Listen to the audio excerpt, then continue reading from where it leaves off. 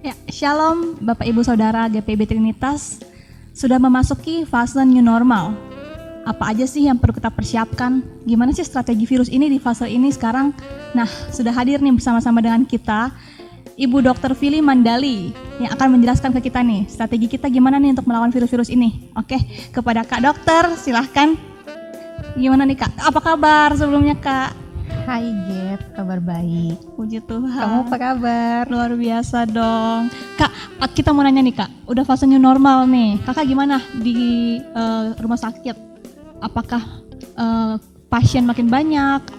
Dan gimana nih Kak, penanganan dari tim medis sendiri sekarang ini nih dalam fase sejak dari Juni kemarin ya sampai Juli ini?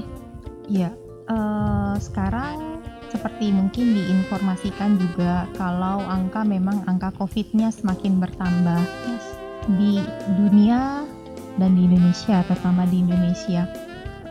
Makin banyak kasus yang terkonfirmasi COVID-19 dan bersyukur untuk peralatan untuk pemeriksaan ini juga semakin bertambah.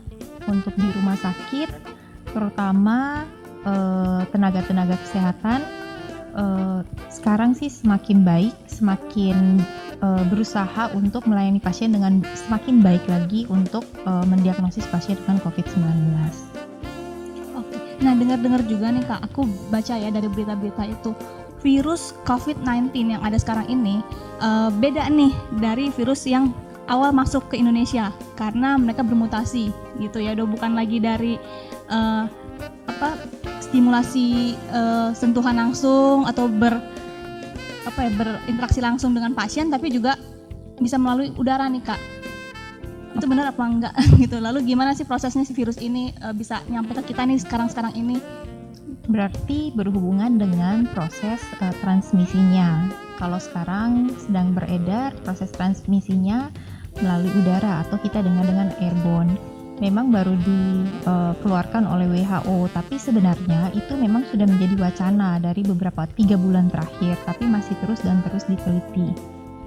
Sampai saat ini belum ada keputusan resmi dari WHO yang menyatakan dengan tegas kalau virus ini memang penularannya dari airborne, tapi masih terus diteliti untuk penularannya. Kalau soal mutasi, memang ada beberapa penelitian yang sudah dilakukan di negeri sana. Kalau memang virus ini ada 3 tipe A, tipe B, dan tipe C. Untuk tipe A memang lebih banyak ditemukan di daerah benua Amerika dan sekitarnya. Tipe B adalah yang dari Wuhan, dan tipe C salah satunya di Singapura. Kalau ditanya Indonesia termasuk tipe yang mana, itu sampai saat ini belum penelitian untuk virus COVID di Indonesia sedang dilakukan. Kita belum dapat menentukan dia termasuk tipe yang mana ataupun mutasi yang mana, itu memang belum sampai sekarang sih, belum, masih dalam penelitian lebih lanjut. Oke. Nah, Bapak Ibu Saudara, Kak Dokter ini sudah mempersiapkan nih materinya untuk kita. Jadi kita bisa belajar lebih jauh lagi gimana sih virus ini bermutasi di masa new normal, juga apa sih strategi yang perlu kita lakukan untuk mencegah, untuk melawan virus ini, seperti itu. Ya, silakan Kak Dokter. Oke. Selamat bertemu bagi Bapak Ibu sekalian. Saya Dr. Fili Mandali. Saya akan mencoba untuk membagikan beberapa hal. Mungkin kita akan belajar tentang strategi virus ini dan bagaimana cara kita untuk melawan. Ketika virus punya strategi, bagaimana strategi dari kita untuk menghadapi virus ini. Ya, kita mulai ya. Oke. Ya, ini merupakan pandemik global yang terjadi di seluruh dunia. Kalau kita lihat angka makin lama makin bertambah. Secara global butuh 100 hari di mana kasus dari 0 bertambah menjadi 1 juta. Kemudian dari 1 juta ke 2 juta butuh 12 hari. Dari 2 juta ke 3 juta butuh 13 hari. Makin kesini hari yang diperlukan itu makin sedikit. Sekarang sekarang udah 13 juta, sekitar 13 juta. Dari 12 ke 13 juta hanya memerlukan 5 hari. dari 11 ke 12 juta juga hanya memerlukan 5 hari. Waktu itu semakin pendek yang sekarang sedang terjadi. Bagaimana dengan Indonesia? COVID di Indonesia pun seperti itu. Dari sekarang range-nya sekitar 80 ribuan kalau kita melihat di berita-berita, tapi angka waktu yang diperlukan itu juga makin pendek. Kalau kita lihat dari 0 ke 10 ribu perlu 60 hari, dari 10 ribu ke 20 ribu butuh 22 hari, dari 20 ribu ke 30 ribu butuh 15 hari. Saya langsung potong, dari 60 ribu ke 70 ribu hanya perlu 5 hari. Setengah dari 20 ribu ke 30 ribu. Udah langsung potong setengah, 5 hari. Hanya perlu 5 hari. Di sini mengingatkan kita supaya kita jangan lengah. Kalau makin hari, setiap hari angka kasus makin akan bertambah, resiko untuk kita terinfeksi akan sangat besar. Pada tanggal 7 Mei tahun 2020, Presiden kita berpidato dan dia mengeluarkan statement kalau sampai ditemukannya vaksin yang efektif, kita harus hidup berdamai dengan COVID untuk beberapa waktu ke depan. Kita lihat skenario dari pandemi ini. Di sini dilihat ada 3 skenario. Skenario yang pertama, kalau boleh dilihat, itu di situ kita bisa melihat ada puncak dan lembah. Ketika ini terjadi pada pandemik ini, mungkin pandemik ini akan mulai berakhir pada tahun 2021. Di mana ini sangat bervariasi secara geografis, tergantung dari tindakan-tindakan mitigasi, tindakan keputusan-keputusan yang diambil untuk melihat wabah ini atau untuk mengatasi pandemik ini. Kemudian perlu lockdown yang berulang. Kalau yang kedua, skenario yang kedua atau dibilangnya skenario puncak musim gugur, di mana ada fase angka puncaknya kemudian akan turun, lama-lama gelombang itu akan menghilang. Ini mirip dengan pandemi tahun 1918 sampai 1919. Indonesia belum tahu nih masuk skenario yang mana. Skenario yang ketiga merupakan skenario api kecil, di mana tidak ada gelombang yang jelas. Ini tidak memerlukan lockdown yang berulang. Indonesia kita sendiri tidak tahu ini masuk dalam skenario yang mana, sehingga kita bisa merancangkan kapan kira-kira pandemi ini akan berakhir. Jika untuk di Indonesia sendiri belum tahu yang mana, kalau menurut dari Kak Dokter sendiri nih, baiknya kita tuh mengikuti skenario yang 1, 2, atau yang 3 ini? Indonesia sampai sekarang pun Miripnya. belum masuk ke puncaknya, juga belum gap. Jadi dia angkanya masih terus naik dan naik. Jadi saya belum bisa mengatakan kita harus ikut yang mana. Karena kalau kita lihat dari jumlah pun masih terus meningkat. Kita belum sampai ke peaknya pun, kita belum sampai ke titik yang itu. Oke, kalau dari prediksi Kak Dokter, kira-kira nih peaknya itu akan kapan sih Kak? Kalau dari berdasarkan kasus yang sekarang, kemungkinan kita masih bisa bersama-sama dengan COVID ini sampai 18 sampai 24 bulan ke depan. Waktunya masih sangat lama, sehingga seperti yang Bapak Presiden benar-benar kita harus hidup berdamai dengan COVID ini, karena waktunya masih akan sangat lama untuk kita hidup bersama dengan COVID ini. Ya. Next.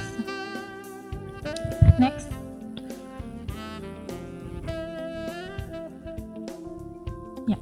Bagaimana cara penularan COVID ini?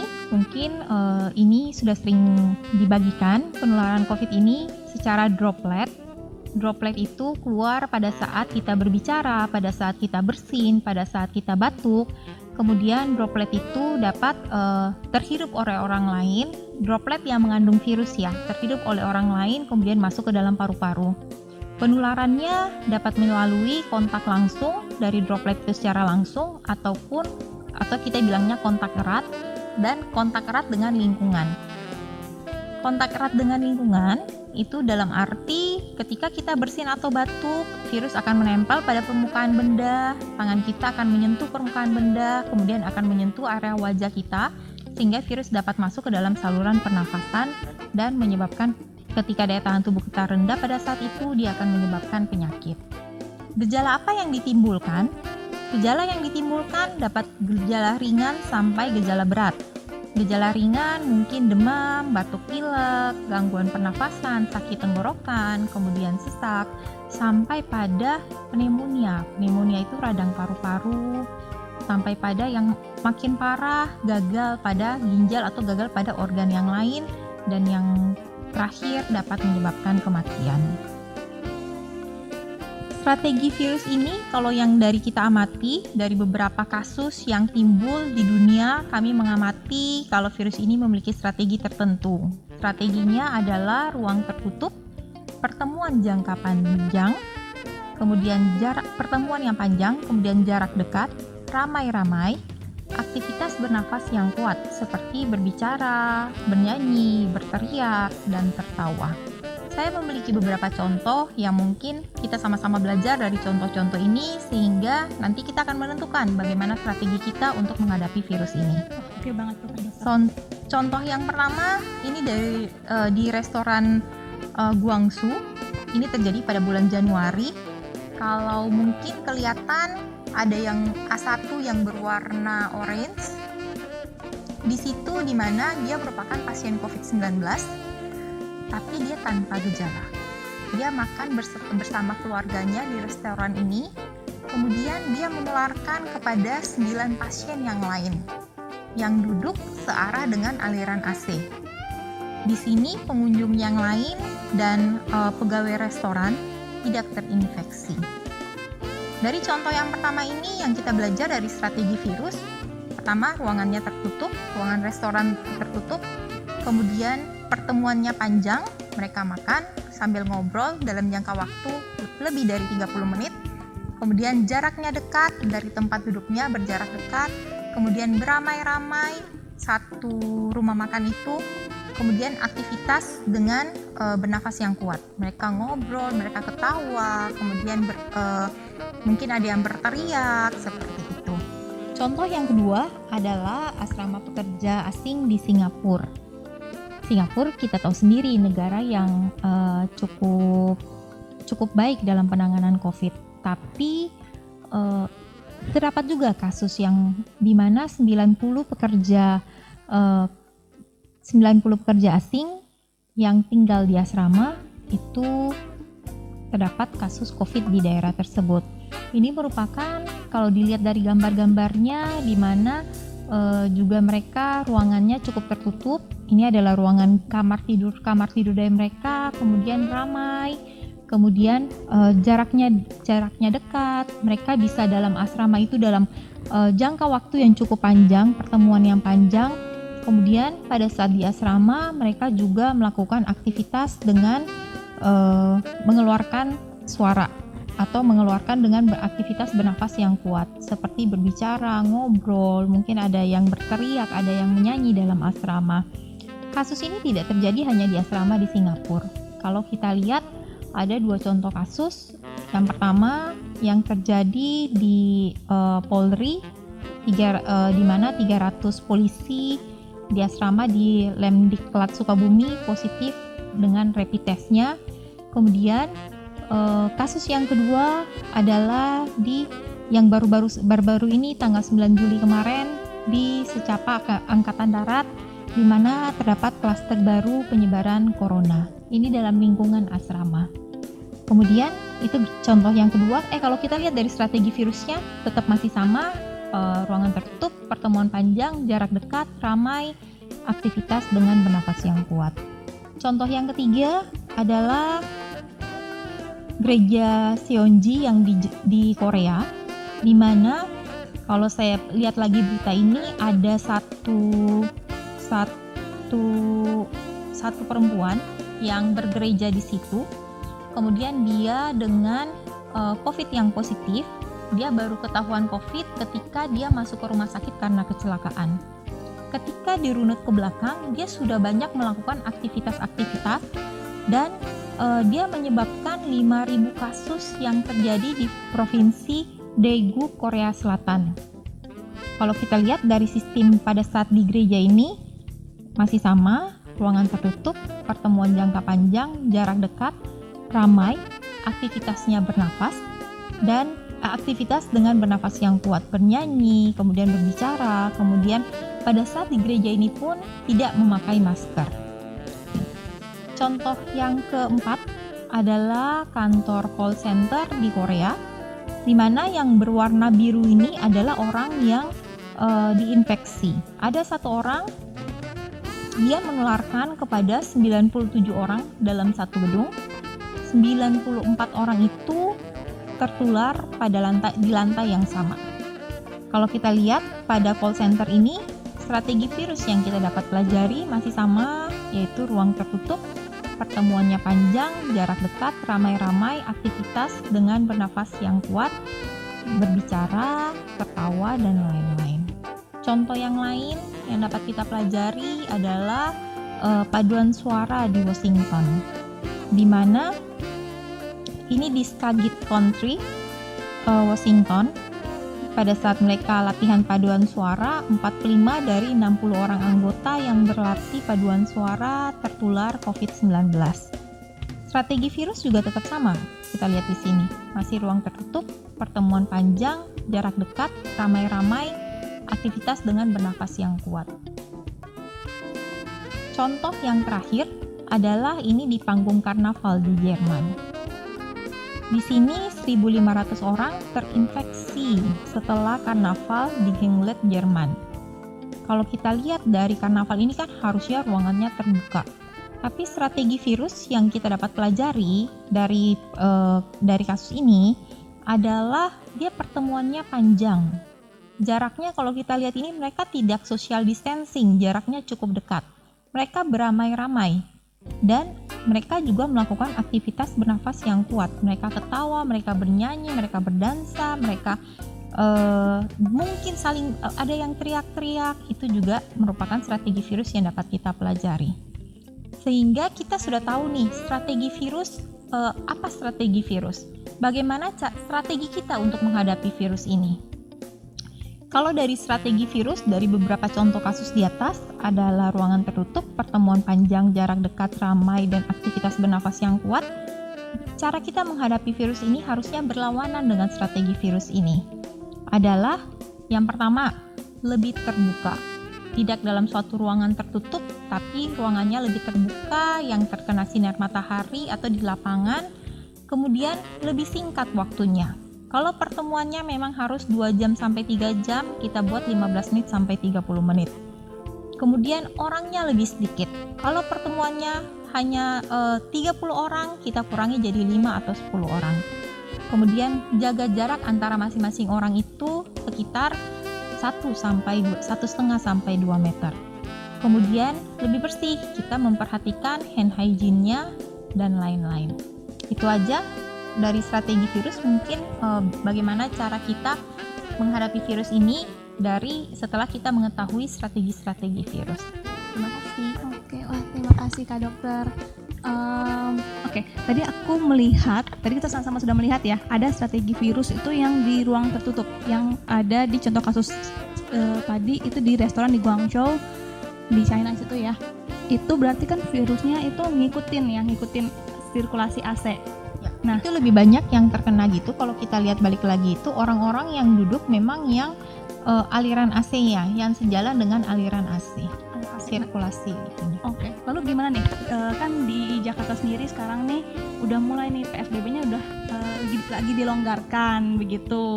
Aktivitas kantor sudah mulai berjalan dengan normal dari Juni dan sudah masuk ke bulan kedua nih sekarang bulan Juli. Kemudian juga mal-mal sudah mulai banyak yang buka, kita udah mulai bisa makan dengan enak di restoran dan berinteraksi langsung nih dengan kawan-kawan kita, rekan-rekan kita. Nah, otomatis kan penyebaran virusnya makin masif dong ya. Nah, untuk kami-kami nih yang harus berkommute nih dari pinggiran sini di suburban sini ke Jakarta, kita naik mobil gitu, kemudian naik juga kendaraan umum. Nah, itu gimana tuh cara kita menyingkapi nih saat kita lagi dalam tempat tertutup yang seperti mobil atau bis kayak gitu-gitu Kak? Oke.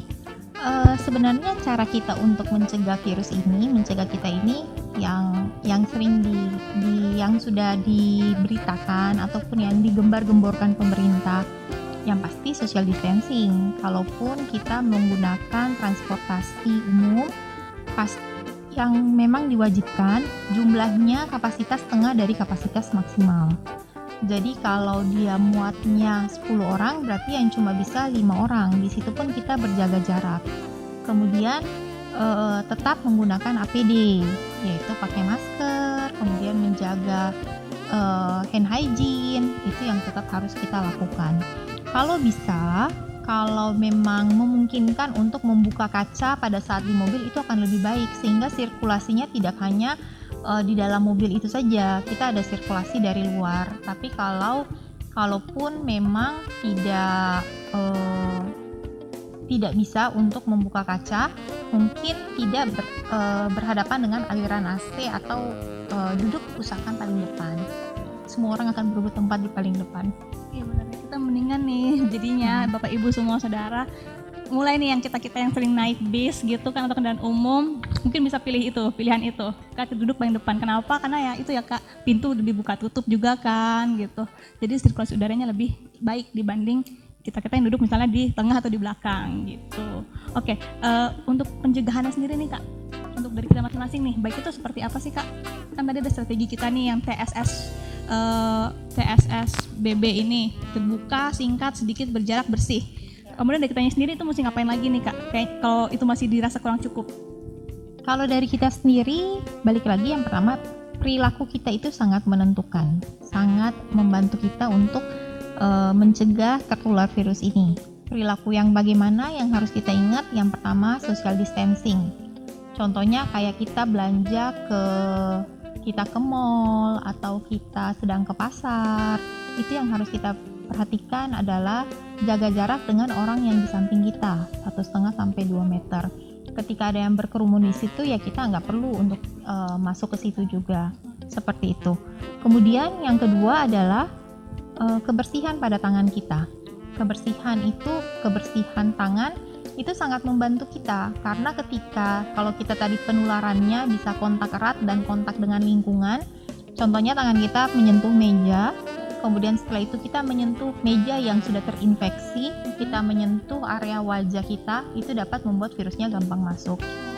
Sehingga kita harus memperhatikan itu, kebersihan tangan itu harus kita perhatikan pada saat kita batuk atau pada saat kita bersin. Setelah itu kita wajib untuk mencuci tangan. Pada saat kita merawat orang sakit, kita harus mencuci tangan.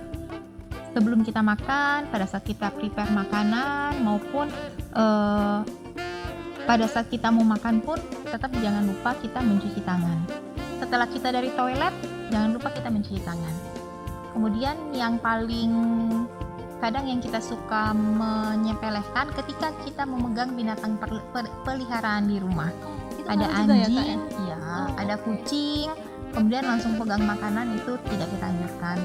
Tetap setelah itu kita harus mencuci tangan. Mencuci tangan bisa pakai air yang bersih atau bisa pakai hand sanitizer. Kalau tangannya benar-benar kotor, pakai air yang bersih, dibawa air mengalir, memakai sabun. Tapi ketika tangan itu seperti menyentuh permukaan, tidak kelihatan kotor, kita masih boleh untuk memakai hand sanitizer. Kemudian bagaimana pencegahan kita lagi? Menggunakan masker. Pakai masker yang benar, bukan pakai masker hanya di hidungnya saja, mulut ininya, hidungnya enggak, harus ketutup hidung dan mulut, itu harus pakai masker. Kemudian kalau maskernya kotor, kan sekarang banyak nih yang pakai masker, tapi pakainya dari pagi sampai malam, itu juga tidak kita anjurkan. Oh, jadi ada waktu tertentu ya yang harus kita ikuti untuk menggunakan masker sendiri. Kami menganjurkan 4 sampai 6 jam. 4 sampai 6 jam aja. Tapi kalau masker itu benar udah kotor, ya kita harus ganti maskernya. Seperti itu. Ganti masker, kita buang maskernya, setelah pegang masker pun kita tetap harus mencuci tangan.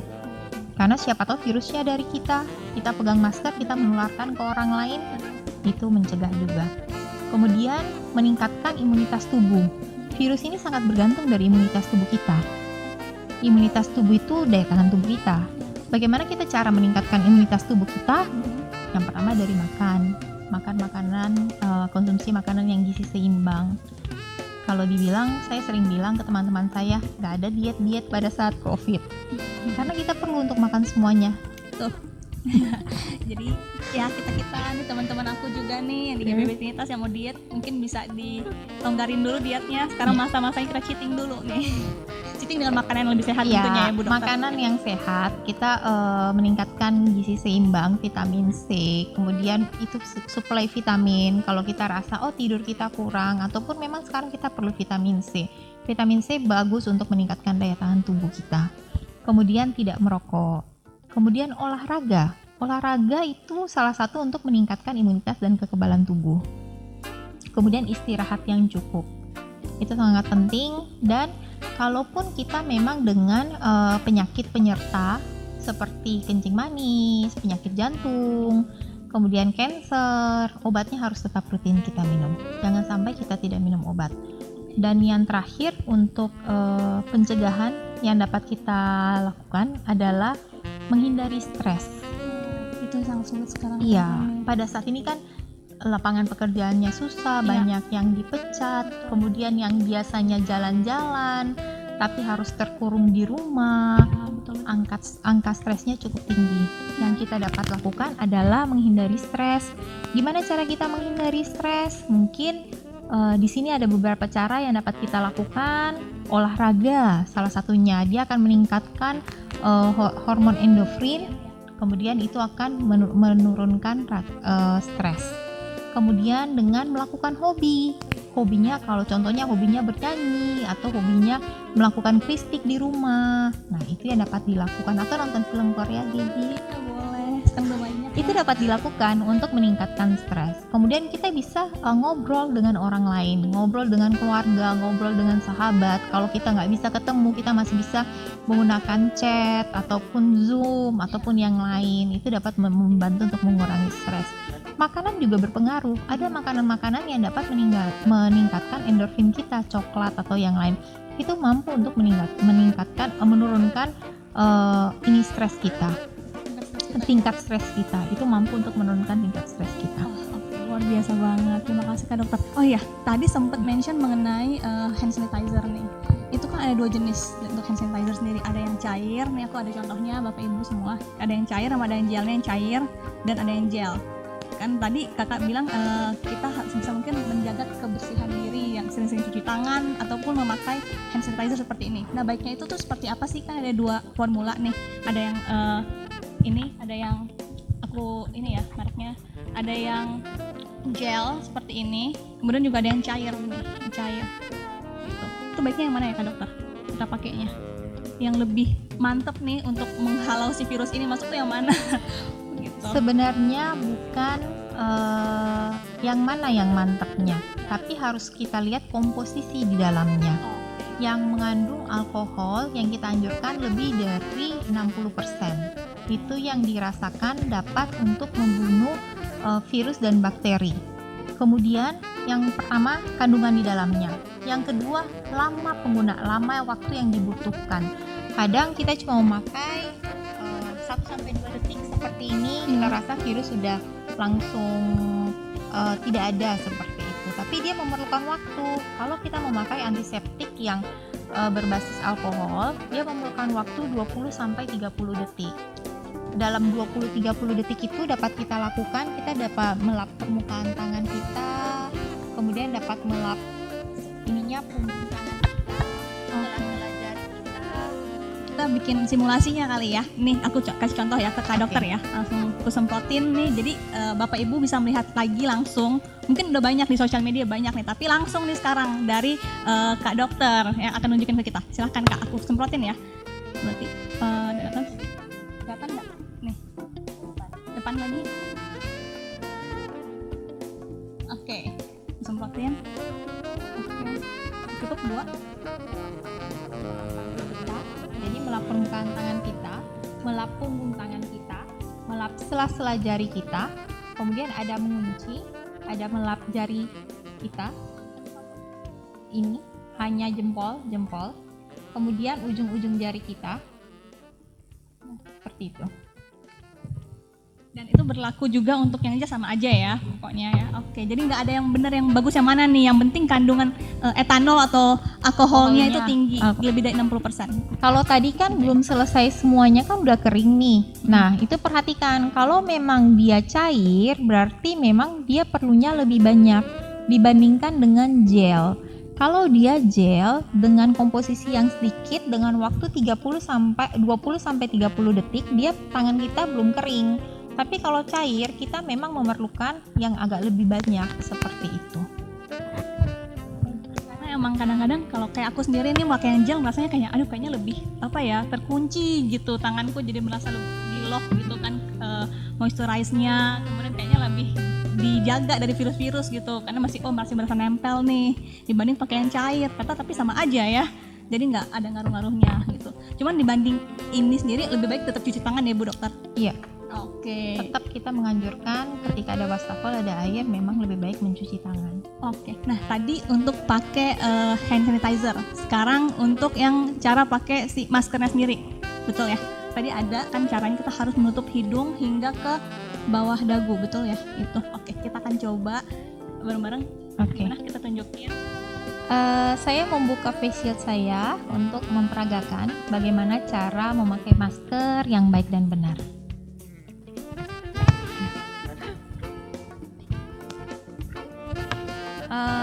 Saya akan menerangkan bagaimana cara menggunakan masker. Ini adalah masker medis. Tapi kalau Bapak Ibu hanya memiliki masker kain di rumah, it's okay, dan itu harus dipakai. Kalau untuk masker medis biasanya ada yang bagian yang berwarna hijau dan bagian yang berwarna putih. Bagian yang berwarna putih yang akan melekat ke muka kita. Sedangkan yang hijau itu bersentuhan dengan lingkungan. Kita juga harus memperhatikan ini arahnya yang bersentuhan dengan lingkungan harus ke bawah, sedangkan yang berhadapan dengan muka kita ini dia lipatannya akan ke atas. Ini kenapa lipatannya ada yang ke bawah, ada yang ke atas, itu untuk menghambat sebagai pensaring baik itu virus atau bakteri.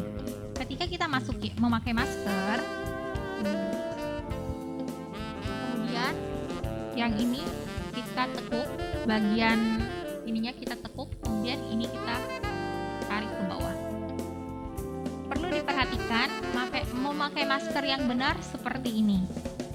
Kalau jangan ada yang memakai masker seperti ini atau memakai masker seperti ini, itu tidak benar. Tetap harus dia bisa menutup dua-duanya, menutup hidung dan menutup mulut.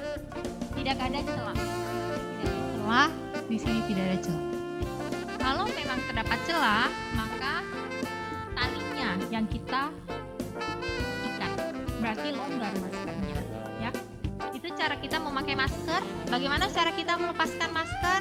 Cara kita melepaskan masker, kita pegang dari duanya, tidak menyentuh area depan masker. Kita pegang dari duanya, kiri dan kanan. Ini kemudian kita buang ke tempat sampah. Setelah itu kita mencuci tangan kita. Itu cara menggunakan masker dan melepaskan masker. Wah keren banget. Kalau yang saya pakai kayak sekarang ini udah benar apa belum Kak Dokter? Oh, sampingnya, atasnya, bawahnya udah. Oh harus tekuk juga. Oh iya benar tadi. Tuh saya tekuk ya. Celah bolongannya nih. Oh oke. Gini oke. Kan ada bolongannya. Nah, ini sebaiknya tidak terdapat bolongan karena masih bisa untuk masuk. Jadi harus diketatkan lagi.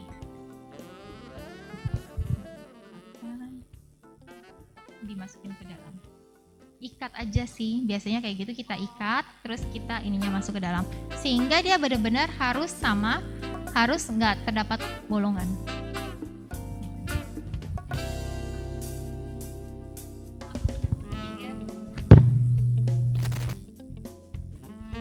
Oke, nah kita habis berinteraksi nih, jadi harus pakai lagi. Ini hand sanitizer-nya harus kita pakai lagi. Jadi Mas pastikan ini selalu ada di tas aku, yang Kak Dokter juga punya. Pastikan selalu dipakai, habis pegang apapun. Oke, Kak Dokter mau tanya lagi, kan selain pakai masker sekarang udah mulai nih rame orang-orang pakai face shield. Lebih aman mana?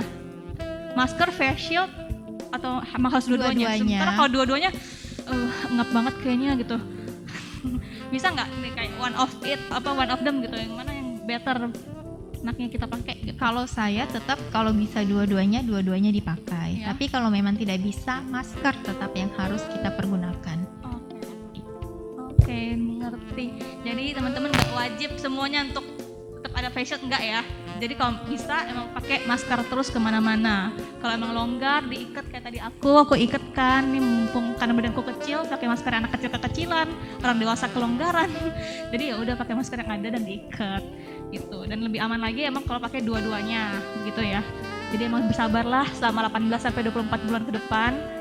Kita mari bersama-sama hidup berdamai dengan COVID dengan cara TSSBB tadi.